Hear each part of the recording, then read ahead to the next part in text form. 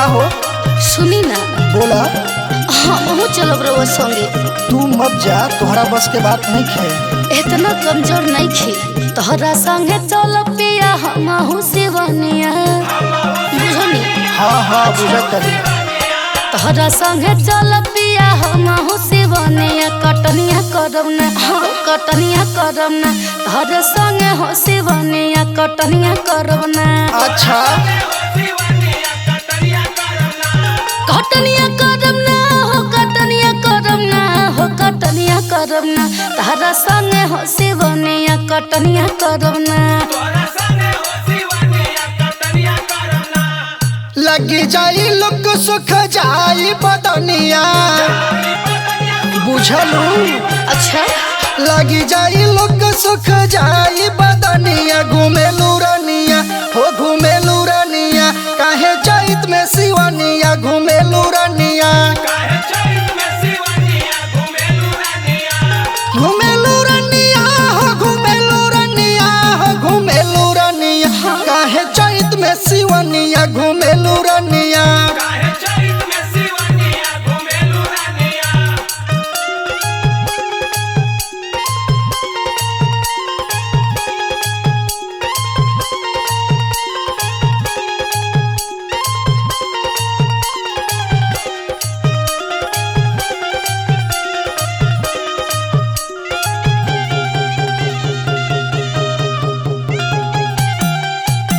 शहर के एसी नहीं खे, बड़ा घाम लागेला।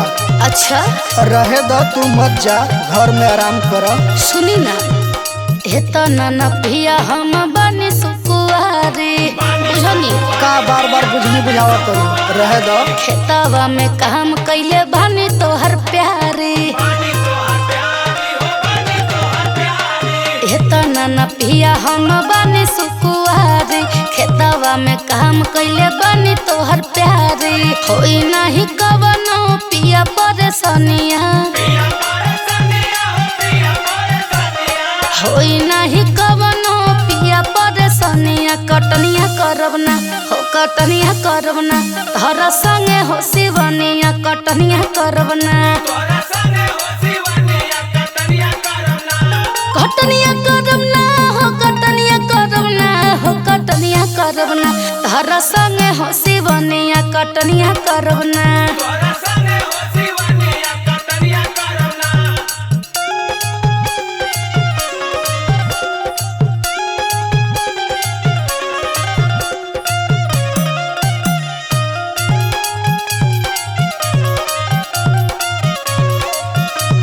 अरे मान जा, तू मत जा।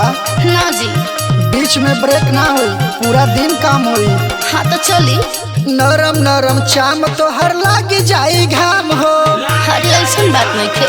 करिया हो जाइबू। खड़ी दोपहरिया में कर आराम हो। ओहो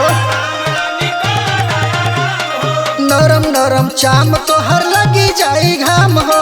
खड़ी दोपहरिया में कर तू आराम हो। बाड़ू रविंदर के तू ही दिल जनिया। ओहो बहुत मानी ल तोरा के।